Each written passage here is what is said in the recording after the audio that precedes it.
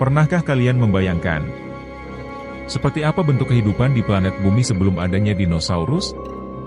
Dinosaurus sendiri muncul di planet bumi sekitar 252 hingga 201 juta tahun lalu.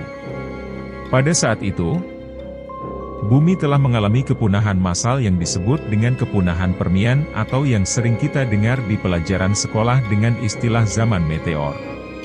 Untuk mengetahui seperti apa bentuk kehidupan itu, mari kita menjelajah menggunakan mesin waktu orbit 419. Siapkan cemilan dan posisi duduk terbaikmu, dan bersiaplah.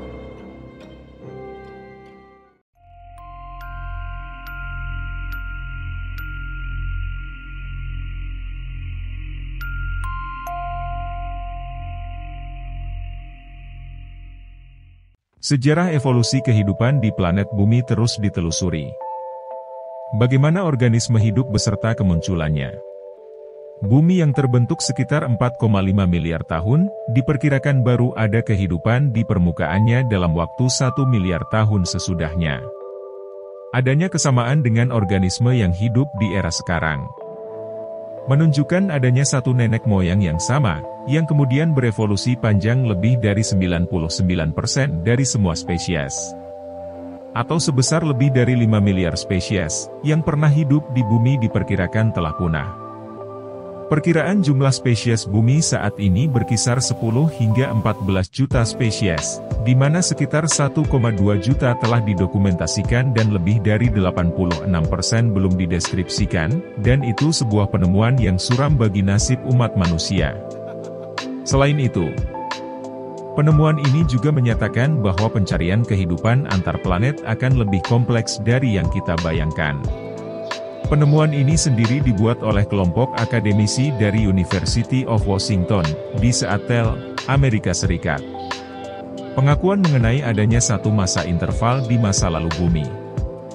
Era ketika bumi mungkin mempunyai kadar oksigen yang berbeda, juga makhluk-makhluk penghuninya yang juga sangat berbeda, bisa berarti bahwa pendeteksian planet jarak jauh yang kaya oksigen tidak selalu menjadi syarat adanya mikroorganisme dan biosfer yang kompleks. Planet bumi memulai proses menjadi planet yang kaya akan oksigen sekitar 800 juta tahun lalu. Selama ini, para ahli menyimpulkan bahwa makhluk-makhluk yang secara biologis kompleks, menghirup oksigen, muncul seiring dengan mulai kayanya planet ini dengan oksigen. Sehingga, disimpulkan bahwa kehidupan hewan-hewan purba dimungkinkan karena meningkatnya kadar oksigen di dalam atmosfer. Namun, ada era di mana kadar oksigen jauh lebih tinggi. Ini terjadi di era sebelum munculnya dinosaurus pertama. Bumi secara tiba-tiba menjadi planet dengan atmosfer yang kaya oksigen untuk waktu yang sangat lama. Hingga saat ini. Namun bumi kita pun pernah mengalami masa yang disebut Lomagundi, sebuah bencana oksigen, atau oksidasi besar. Yaitu, ketika kadar oksigen mencapai titik tertinggi di lautan antara 2,3 miliar hingga 2,1 miliar tahun lalu. Sebelum kemudian turun lagi karena alasan yang kurang pasti. Kejadian Lomagundi ini bisa saja memberikan kesempatan untuk makhluk-makhluk aneh berevolusi selama miliaran tahun yang menjadi nenek moyang makhluk-makhluk zaman sekarang. Namun, kadar oksigen kemudian turun lagi. Dan beragam makhluk tersebut kemudian juga musnah. Hal ini bisa menggambarkan bahwa bisa jadi, nasib umat manusia akan mengalami hal serupa. Untuk mengetahui kadar oksigen selama kejadian Lomagundi, para ahli berencana menganalisa selenium di bebatuan yang terbentuk di dasar lautan ketika Lomagundi event terjadi. Selenium dilepaskan ketika bebatuan di tanah terkikis karena adanya oksigen dan dimetabolis oleh mikroba di laut. Jumlahnya yang besar di bebatuan Lomagundi mengisyaratkan bahwa jumlah karbon organik yang terkubur di laut dalam tiba-tiba melonjak. Meski begitu, hingga saat ini, belum ditemukan bukti yang meyakinkan tentang keberadaan makhluk-makhluk aneh selama kejadian Lomagundi. Namun tahukah kamu bagaimana kemunculan dinosaurus di bumi? Dinosaurus pertama kali muncul pada zaman Mesozoikum atau zaman pertengahan.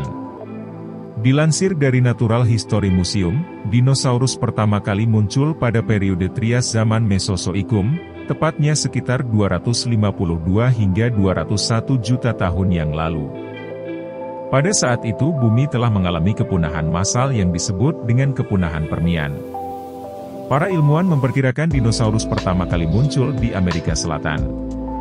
Namun, saat itu bumi masih berupa satu dataran besar sebelum samudra terbentuk dan dinamakan dengan Pangea. Diketahui bahwa dinosaurus adalah hasil evolusi Archosaurus, reptil yang memiliki nenek moyang sama dengan aves dan buaya. Archosaurus berevolusi dengan memiliki psotur tegak dan kaki di bawah tubuh mereka, bukan menyamping seperti reptil. Evolusi juga membentuk Archosaur menjadi dinosaurus yang memiliki lengan depan, otot kaki dan leher yang besar dan kuat, ekor panjang, dan penambahan tulang pinggul. Hal tersebut membuat dinosaurus dapat bergerak dengan bebas dan cepat, juga melakukan manuver yang efisien. Keadaan bumi pada periode Trias relatif kering, panas, dan tidak memiliki lapisan es. Keadaan tersebut mengembangkan dinosaurus pertama dengan kulit dan ginjal yang dapat menjaga kadar cairan tubuh. Apakah dinosaurus yang pertama kali muncul di bumi? Selama puluhan tahun kebelakang, para ilmuwan mempercayai bahwa dinosaurus pertama adalah Eoraptor yang diperkirakan muncul sekitar 231 juta tahun yang lalu.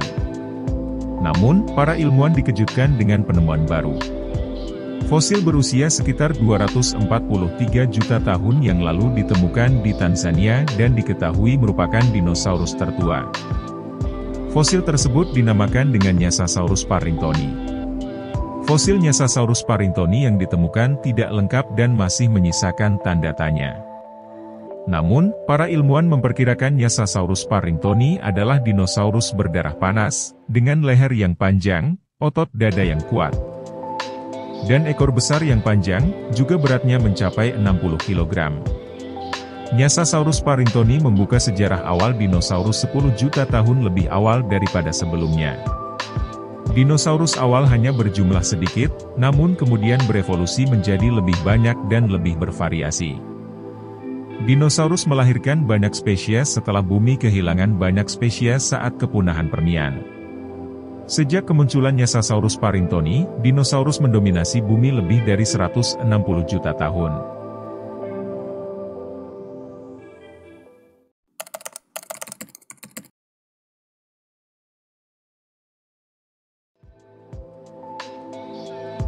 Salah satu teori yang paling terkenal penyebab kepunahan dinosaurus adalah hipotesis Alvarez, yang dilakukan oleh ayah dan anak Louis dan Walter Alvarez pada tahun 1980.